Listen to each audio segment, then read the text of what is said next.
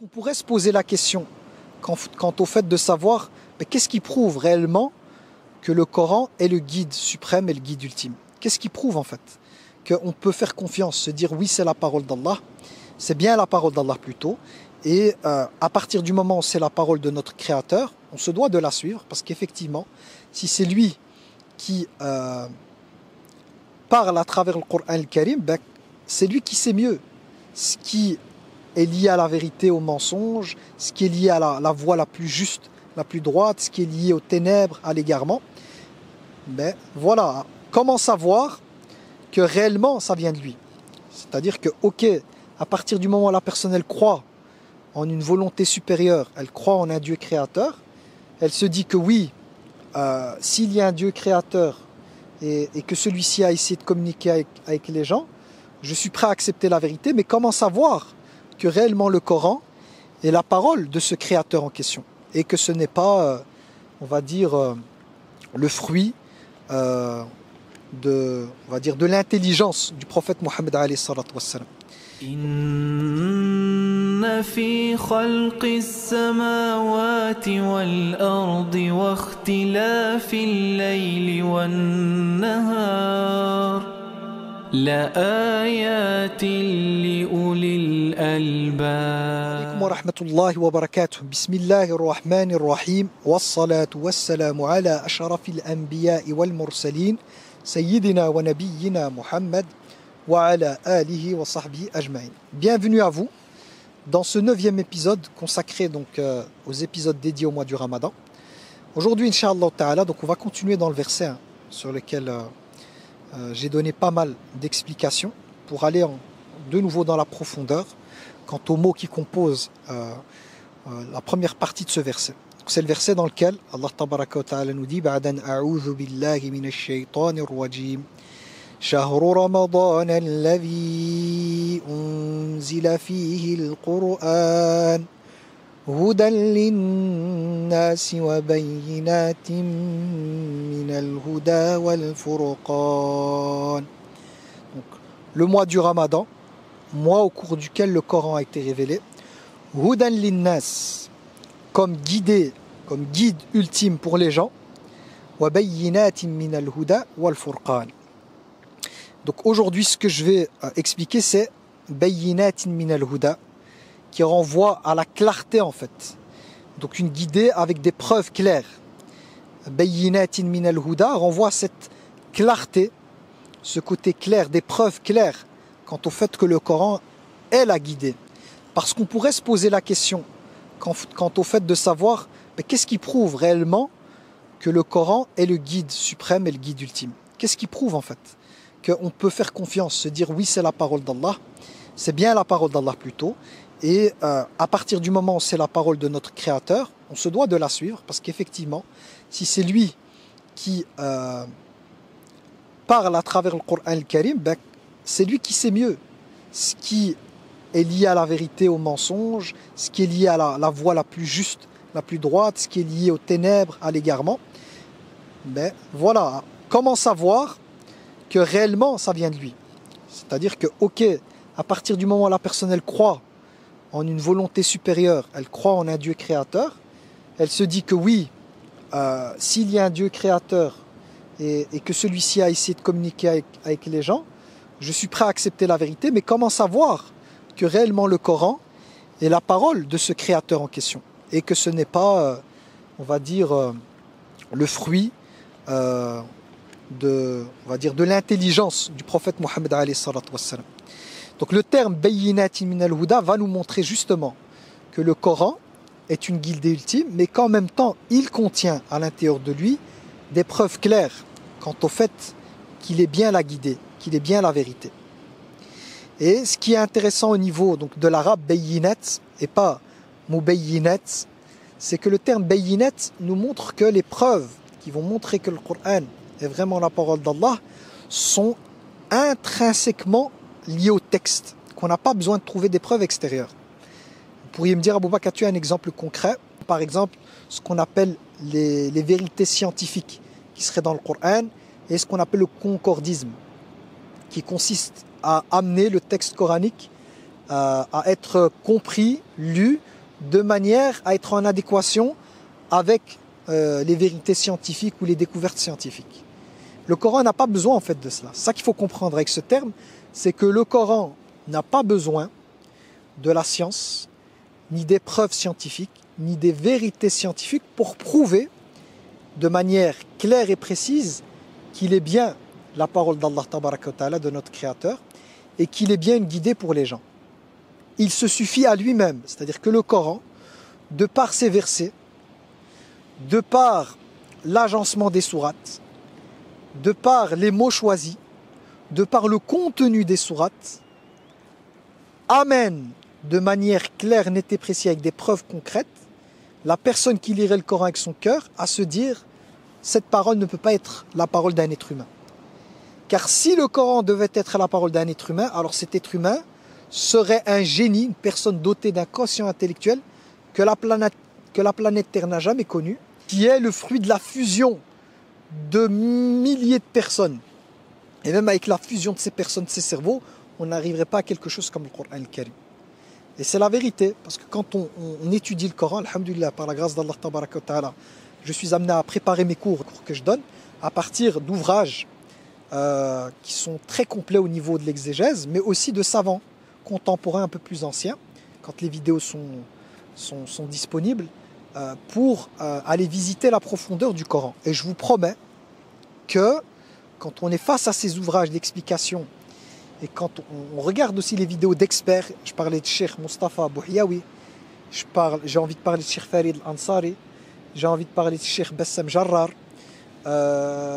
et bien d'autres. Et au niveau de l'écrit, le tafsir d'Ibn Ashur, Tahrir wa Tanwir, quand vous êtes amené à avoir accès à ce genre de contenu, vous vous dites le Coran, il est d'une supériorité sur tout ce que j'ai pu lire moi et tout ce que je peux méditer sans égal en fait. Il est loin au-dessus en fait. Voilà, j'ai envie de vous dire que tous les ouvrages que j'ai pu lire, c'est une goutte d'eau, et que le Coran c'est plus que l'océan, plus que toutes les mers. Tellement il est profond, il brasse des thèmes différents, il est d'une précision chirurgicale. Au niveau linguistique, c'est incroyable. Au niveau étymologique, c'est incroyable. Quand je dis linguistique, c'est le choix, ici j'ai envie de dire, le choix des lettres, des mots, des verbes, l'agencement. Et quand je dis étymologique, c'est le mot lui-même, le sens du mot. Le mot choisit son étymologie. Au niveau de la grammaire utilisée, au niveau de la morphologie, au niveau de l'éloquence, le balara, c'est incroyable. Donc comment quelqu'un pourrait, après une lecture approfondie du Coran, une vraie lecture, comment quelqu'un pourrait se dire que ceci serait finalement sorti de l'esprit du prophète alayhi salam il y a plus de 1400 ans, alors que le contenu du Coran ne peut pas, il est au-delà en fait de la capacité humaine.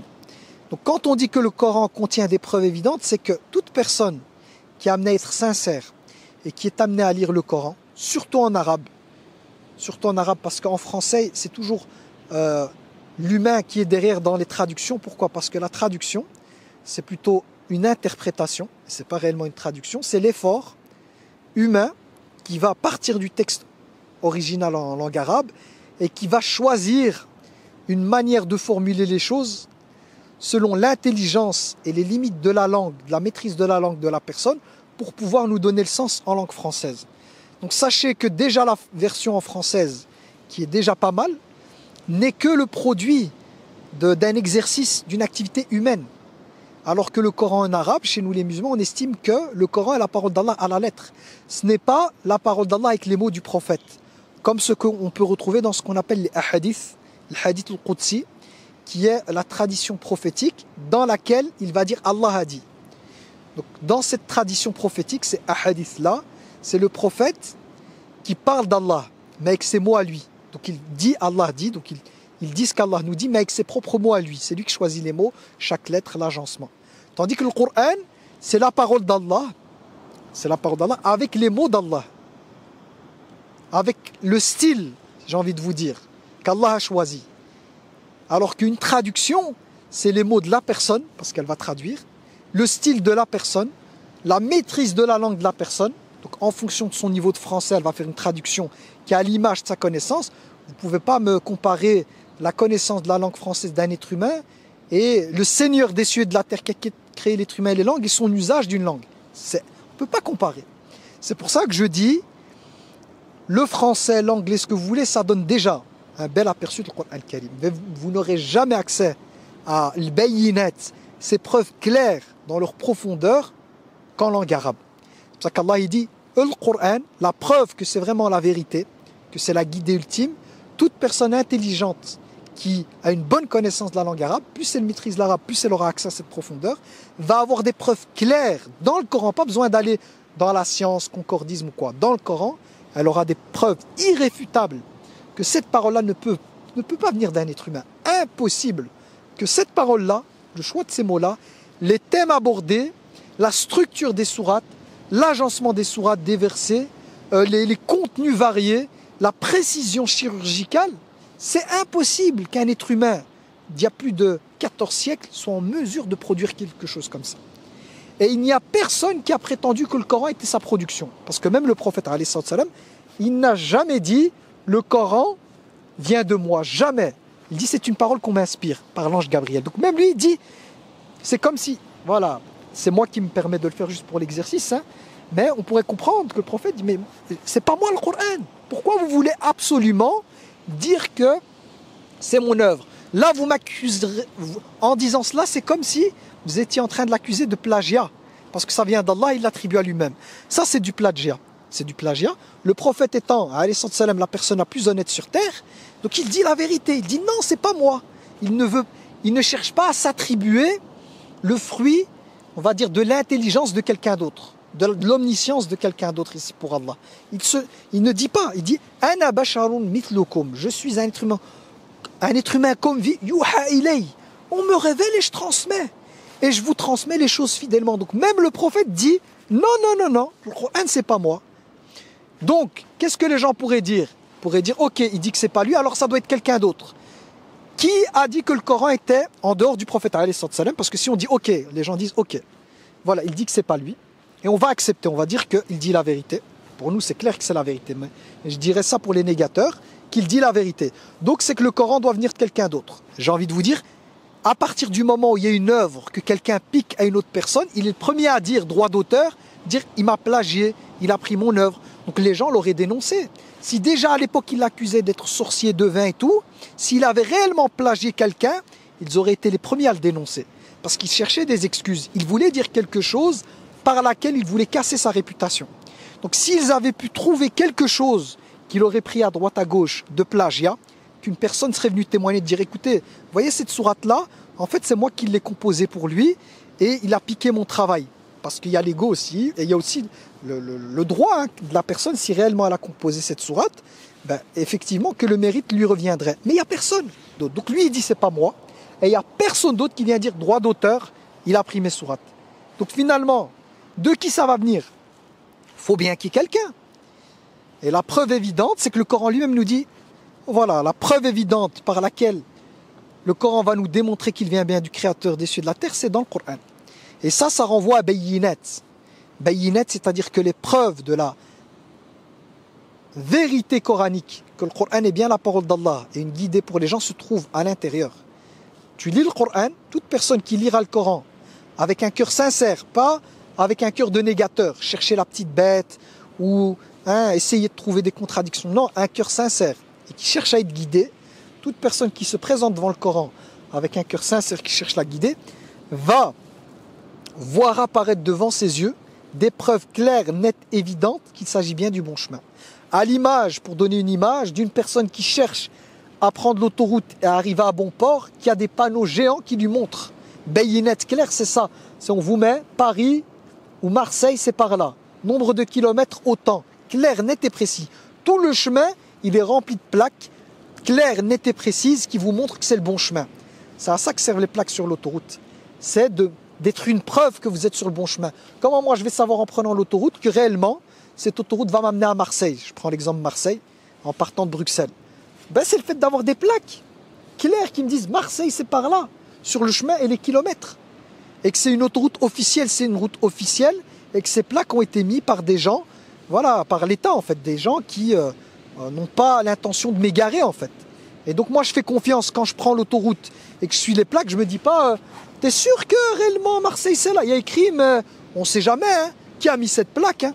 Non, si je sais que ces plaques ont été mises par l'État et que l'État sur ces questions-là ne va pas tricher, ben, je suis là à l'autoroute avec l'âme apaisée, c'est bon, c'est écrit, je suis. Ah ben, le Coran c'est pareil. Les preuves, il y a des versets, et l'aya, le terme verset aya dans le Coran, c'est une alama, c'est un signe, c'est comme des plaques qui te montrent le chemin. Donc c'est pas possible de s'égarer avec le Coran, et le Coran nous suffit pour nous montrer que c'est la bonne voie, il a des preuves claires. Donc bayinat renvoie à ce sens de distinguer les choses, qu'on verra la prochaine fois avec le terme furqan, parce que lui capture beaucoup plus cette dimension. Wallahu a'lam. Donc la fois dernière, on était arrivé au sens du terme bayinatin min al-huda. Donc je rappelle le verset, comme ça je le traduis, c'est le mois du Ramadan, au cours duquel le Coran a été révélé, hudan linnas, comme guidée, comme guidance ultime pour les gens, wa bayinatin min al-huda wal furqan. Et en même temps comme preuve claire de la guidée.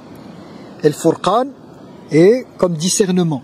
Que le Coran est d'ailleurs c'est un de ses noms, Al-Furqan, le discernement. Alors juste une chose pour revenir un peu en arrière avec Bayyinati min al-Huda, il y a quelque chose que je tiens à expliquer ici qui est très important, c'est qu'il faut distinguer la simplicité de la clarté. Ici le verset, Allah a dit wa bayyinatin min al-Huda, il n'a pas utilisé le terme de simplicité, quelque chose de simple. Mais il a souligné que le Coran contenait des preuves claires. C'est la clarté qui est utilisée par la simplicité quant au fait que c'est la guidée. C'est la guidée. Pourquoi? Parce que on peut avoir des choses complexes et qui peuvent être claires. Comme on peut avoir des choses simples qui peuvent être rendues compliquées par les gens. Simple, c'est quoi? Je vais vous donner quelque chose pour comprendre, parce que là on est dans le théorique, avec une image ce sera plus facile à comprendre. Par exemple, si on dit 2 plus 2, pour vous, vous allez dire c'est un calcul simple. 2 plus 2 est égal à 4. Là, on est dans la simplicité. Le calcul, l'exercice mental que je vous demande, il est simple, pas difficile. Par contre, si vous vous retrouvez dans un exercice de mathématiques compliqué avec un tableau rempli d'équations et tout, là, on est dans la complexité. On est dans la complexité. Ce qui va faire de cette complexité quelque chose de clair, c'est l'explication que le professeur en donnera. Plus celui-ci sera un bon pédagogue, plus ce sera clair. Donc la clarté n'est pas liée à la simplicité. Être clair ne veut pas dire être simple, mais être clair veut dire être quelque chose qui est saisissable par l'intelligence de la personne, par la raison de la personne, quand bien même la chose serait complexe. Et d'ailleurs le Coran a été rendu facile pour dhikr, et le terme qui a été utilisé c'est yassarna al-Qur'an li dhikr, wa laqad yassarna al-Qur'an li dhikr. Allah tabaraka wa ta'ala dans le Coran dit nous avons certes rendu facile, c'est-à-dire le rappel par le Coran, mais il y a dans le Coran des choses très complexes qui demandent à être outillées par les sciences islamiques, ulum al-Qur'an et tout, qui ne sont pas évidentes. La langue arabe, pour celui qui veut l'apprendre, elle peut être très très complexe. Il y a des choses, si je venais à vous les expliquer d'une manière technique en langue arabe, elles seraient compliquées pour les personnes qui ne sont pas initiées à la langue arabe. Elles seraient beaucoup trop compliquées. Mais là où cette chose compliquée va être saisie intellectuellement, c'est par la clarté que je vais y mettre. C'est par le fait d'utiliser des métaphores, des exemples, et vous allez me dire, ah ouais, maintenant je comprends. Avec la métaphore que tu as donnée, j'ai saisi ce que tu veux dire.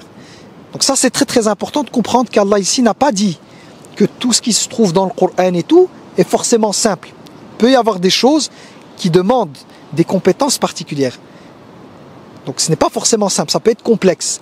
Mais ce qui est sûr, c'est qu'Allah tabaraka wa ta'ala a fait de cette chose complexe des éléments facilement saisissables. C'est-à-dire qu'il y a des niveaux de compréhension. Le Coran, du début jusqu'à la fin, il est compréhensible par toute personne qui a un minimum de discernement, même un enfant. Un enfant, dès qu'il a la capacité de comprendre, il peut comprendre la notion d'unicité, il peut comprendre c'est quoi l'enfer, le paradis, le jugement, le bien, le mal. Ce sont des notions qui sont accessibles pour son intelligence, alors qu'il est petit. Donc le Coran est composé essentiellement d'éléments très accessibles à la compréhension. Mais en même temps, avec cette clarté, avec cette simplicité, le Coran est aussi un texte qui a une profondeur, qui a une complexité, qui va demander un peu plus de compétences au niveau intellectuel ou des outils. Mais en même temps, malgré le fait que ce soit complexe, si on a les outils, ça devient très simple. Comme quelqu'un, par exemple, auquel on enseignerait les équations du deuxième degré, s'il n'a jamais entendu parler de ça, pour lui, ce sera trop compliqué en fait. Mais par une explication claire, c'est l'explication en fait qui met de la clarté. Une équation du deuxième degré deviendrait quelque chose de simple. Je dis ça parce que récemment, j'ai été amené à revoir des équations du deuxième degré, alors que j'étais en sciences maths beaucoup plus jeune. J'ai complètement oublié ça. Et en fait, le prof que j'ai pris sur Internet, il expliquait les choses tellement clairement que la complexité de ces équations était d'une simplicité pour moi incroyable. Alors qu'au départ, quand je voyais le truc, je ne comprenais rien en fait.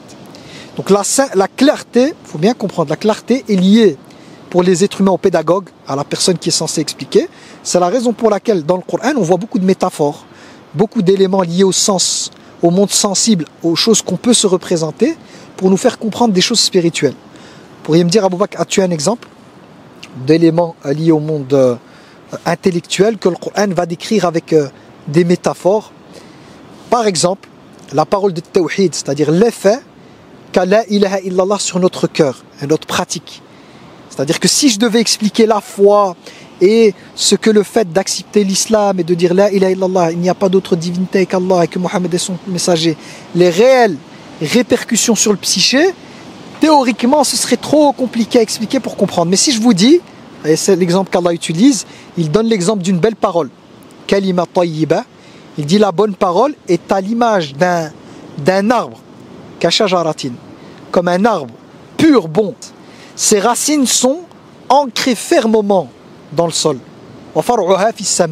Son tronc s'élance vers le ciel et cet arbre donne de ses fruits à tout moment.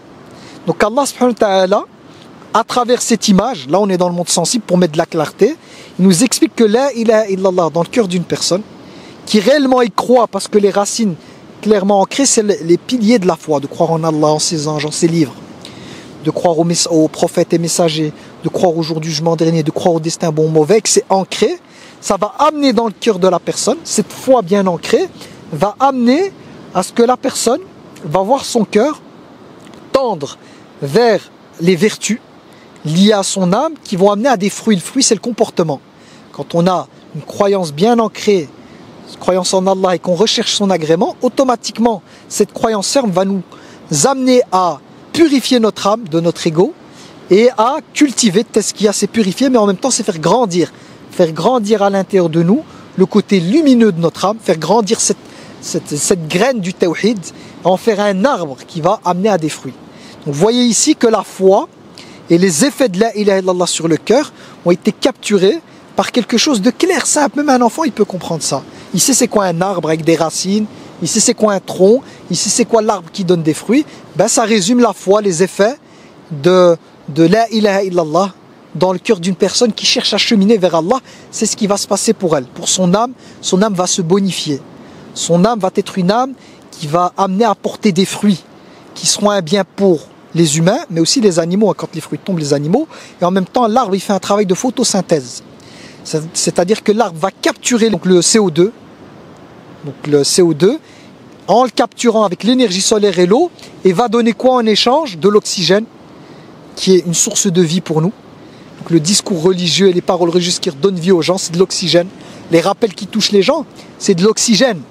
Quand on dit une bonne parole à quelqu'un qui souffre, qui est dans l'épreuve, on lui donne espoir par notre foi, on lui donne de l'oxygène. On parle même de bouffée d'oxygène. Donc l'oxygène, et en même temps, ça donne des fruits, la photosynthèse, du glucose, de l'énergie. C'est un discours qui va donner de l'énergie. Donc on voit qu'à travers cette métaphore, il y a énormément d'enseignements qu'on peut retirer, et c'est capturé en fait par quelque chose qui met de la clarté dans quelque chose de conceptuel en fait, qu'on a du mal à saisir. Donc c'est ça le sens qu'on peut retirer de clarté contrairement à simplicité, c'est que dans le Coran on peut avoir des choses qui sont complexes, mais Allah subhanahu wa ta'ala les a simplifiées par les métaphores, par l'histoire des prophètes. Les histoires des prophètes servent aussi à nous faciliter, plutôt que d'avoir une théorie sur la foi et le tawakkul théoriquement, non. Allah va nous montrer l'histoire de Moussa alayhi salam, quand il était face à la mer, par exemple, et que son peuple a dit « Inna la mudarakun » ils vont nous rattraper, dans le sens où on est foutu, quoi. C'est soit noyé, soit exterminé par l'armée de Pharaon. et Moussa alayhi salam qui dit Kalla, jamais mon Seigneur est avec moi, il va me guider, il va me montrer une solution.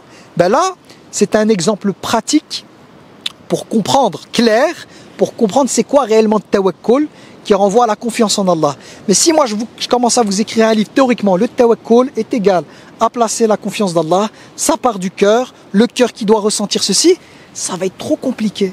L'histoire, elle vient, c'est pour ça que dans le Coran, il y a beaucoup d'histoires.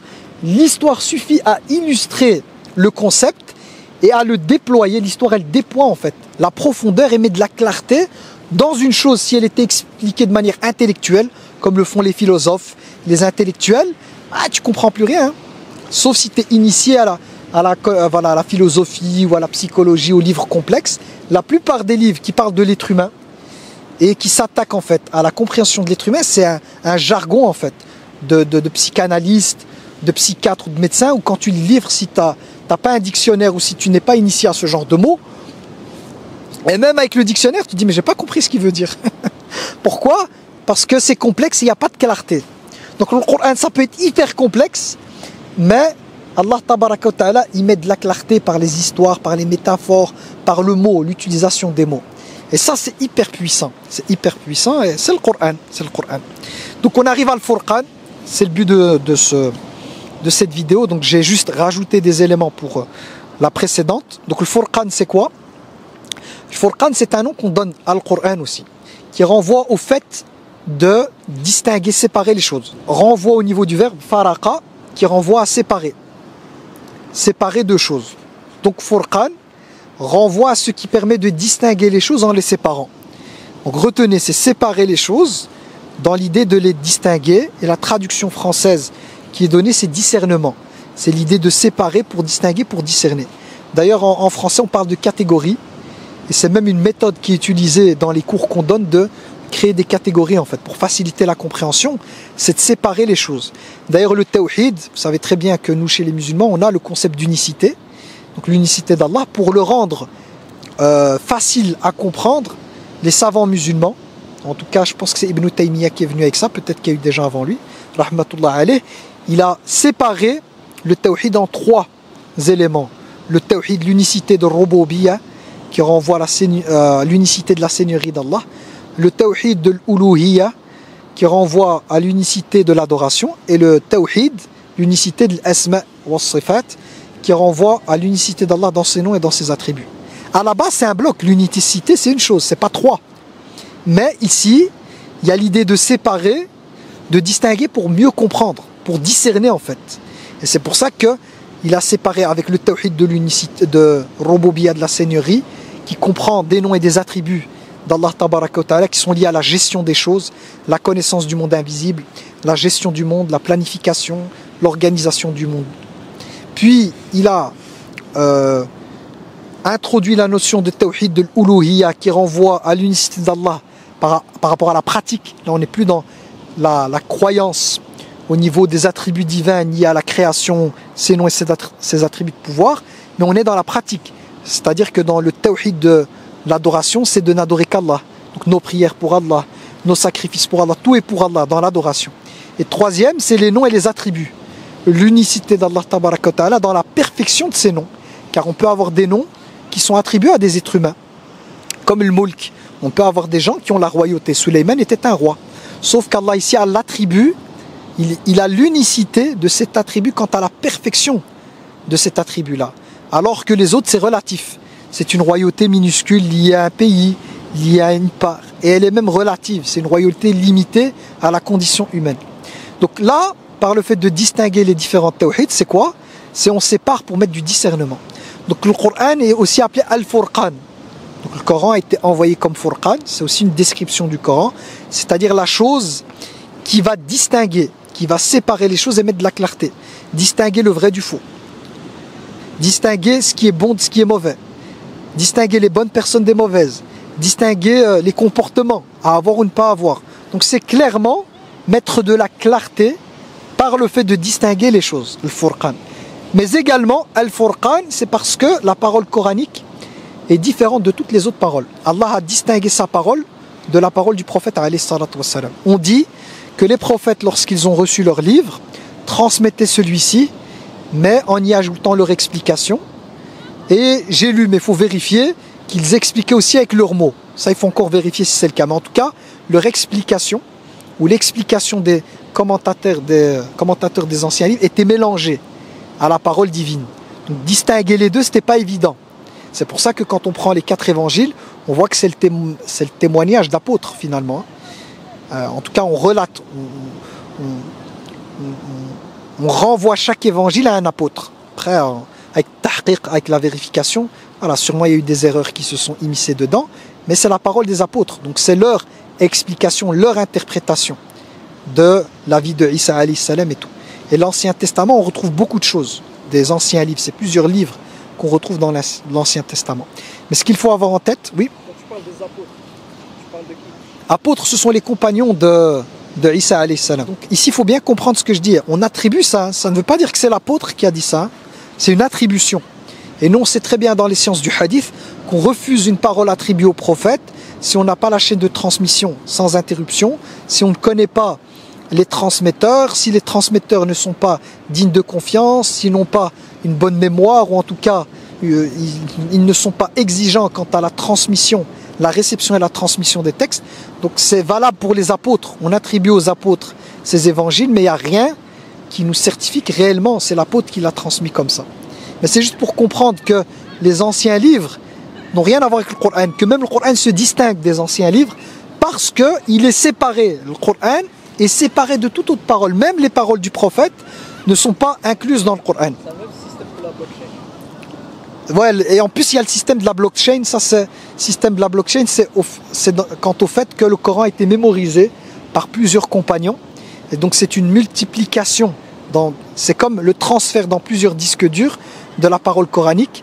Et par le fait de les regrouper, on voit finalement si tous ils disent la même chose, c'est une assurance que leur transmission ou ce qu'ils ont mémorisé est fidèle à ce que le prophète a transmis. Donc c'est à l'image de blockchain, cette copie en fait sur plusieurs disques durs d'un document pour certifier qu'il est authentique et qu'il est fidèle à son édition principale. C'est un peu cette image-là. Mais pour revenir à Al-Furqan, c'est vraiment de comprendre que le Coran a cette spécificité d'être la parole d'Allah de la première lettre à la dernière, sans aucune intervention humaine. Il n'y a aucun humain et il n'y a pas une lettre du prophète alayhi salatu wassalam. Donc il y a plusieurs sens dans le Furqan. Donc je vais faire étape par étape. Donc une parole qui se distingue de tout autre livre, même les anciens, par le fait que c'est la parole d'Allah du début jusqu'à la fin. Les mots sont choisis par Allah et le sens vient d'Allah. Et il n'y a aucune lettre en plus du prophète. Ok ? 2, c'est que le Coran aussi est ce qui va distinguer les choses, en séparant les choses. Donc le Coran va mettre de la clarté, en distinguant par le discernement, de la clarté entre ce qui était dit, ce qu'on retrouve dans les traces des anciens livres. Donc tout ce qui aurait pu être modifié, le Coran va séparer les choses, en gardant ce qui vient d'Allah et en mettant de côté ce qui ne vient pas d'Allah. D'ailleurs dans Surat Al-Baqarah, Allah reproche aux Bani Israël de dire des choses sur Allah qu'Allah n'a pas dites, ou de changer les mots, ou de modifier des parts du texte. Donc le but du Coran aussi, c'est de remettre de la clarté, de distinguer, de séparer, même dans ce qui était ancien, sa parole, des attributions qu'on donnait à Allah Tabaraka wa Ta'ala. Troisièmement, c'est aussi une parole par laquelle Allah va distinguer les choses. C'est-à-dire qu'il va nous permettre de savoir, celle-là, cette chose-là, est-ce qu'elle est bonne, est-ce qu'elle est mauvaise, est-ce qu'elle est halal, est-ce qu'elle est haram, est-ce que c'est un bon comportement ou pas, telle attitude, tel comportement, telle personne. Donc le Furqan englobe tout ça. Et ce que je peux rajouter ici, c'est important de l'avoir en tête, c'est que par le Furqan, le terme Furqan, on voit bien qu'il y a une distinction entre le message et la formulation. Le message et la formulation, c'est-à-dire que le prophète alayhi salam est un messager. Donc il est amené, lui, par les hadiths, à expliquer les choses avec sa formulation. Donc le message et la formulation peuvent être deux choses différentes. Comme toi, tu vas me dire quelque chose, tu vas me dire, s'il te plaît, rapporte ça à quelqu'un, tu vas me le dire, mais je vais le formuler avec mes mots, parce que je ne suis pas capable de capturer tout ce que tu me dis de A à Z. Donc ce que tu m'as dit, je vais le comprendre, et je vais utiliser mes mots pour être le plus proche possible de ce que tu dis. Ben, le Coran, c'est pas ça. Le Coran, le message et la formulation viennent d'Allah. C'est ce qui en fait quelque chose de distinct, qui se distingue du reste. Et puis, comme ça, je donne, comme ça, voilà, par rapport aux notes que j'ai données, je donne tous les éléments que j'ai notées. Donc j'ai expliqué le vrai, il distingue le vrai du faux, etc. etc. Et il y a une sourate qui s'appelle sourate Al-Furqan.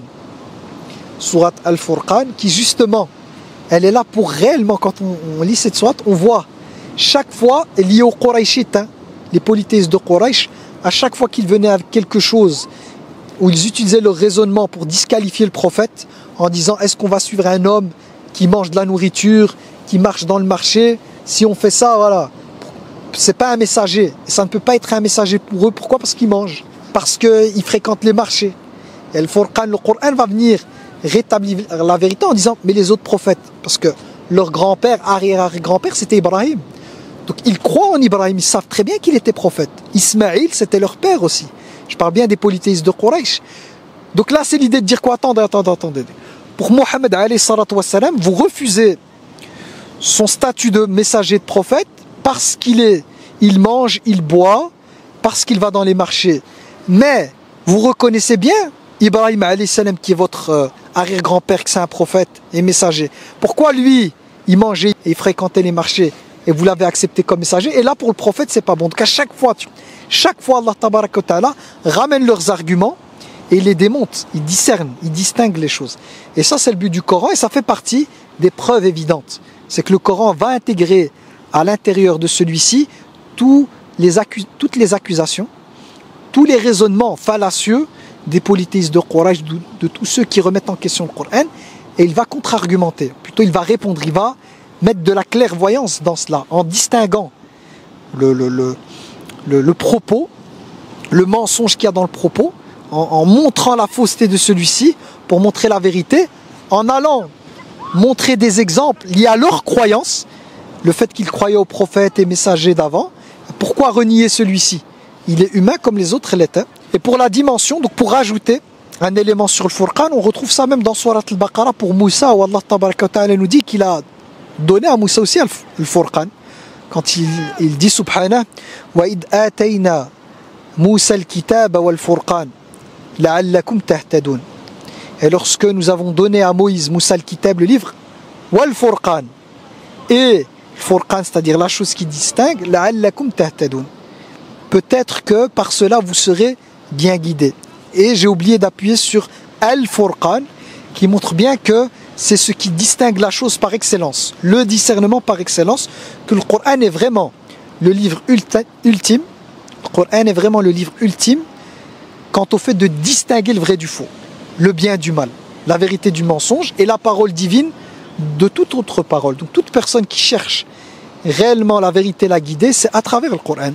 Bien évidemment, voilà, la compréhension du Coran va jouer, parce qu'il y a des gens qui comprennent le Coran à côté de la plaque. Donc, quand on dit le Coran, c'est avec la saine compréhension, et pas le Coran avec les interprétations farfelues ou les interprétations extrêmes, parce que les gens, voilà, qui ne sont pas initiés à ma manière d'expliquer les choses, penseraient que quand je dis qu'il faut retourner au Coran et que le Coran contient la vérité absolue, c'est le Coran tel qu'il est, mais pas la parole divine interprétée par des gens incompétents ou des gens sectaires qui ferait dire au Coran ce que le Coran ne dit pas. Là, c'est clair qu'il va y avoir un égarement, mais qui est le fruit de l'égarement de la personne qui interprète le Coran en dévoyant le sens voulu par Allah Tabaraka wa Ta'ala. Donc l'égarement ne sera la conséquence que de la personne qui l'interprète, mais pas du Coran, comme les Khawarij, c'est-à-dire ceux qui ont interprété des versets du Coran par lesquels ils se sont autorisés à verser le sang de Ali radiallahu anhu et Muawiyah, en les considérant comme des kuffars, en fait, comme des apostats,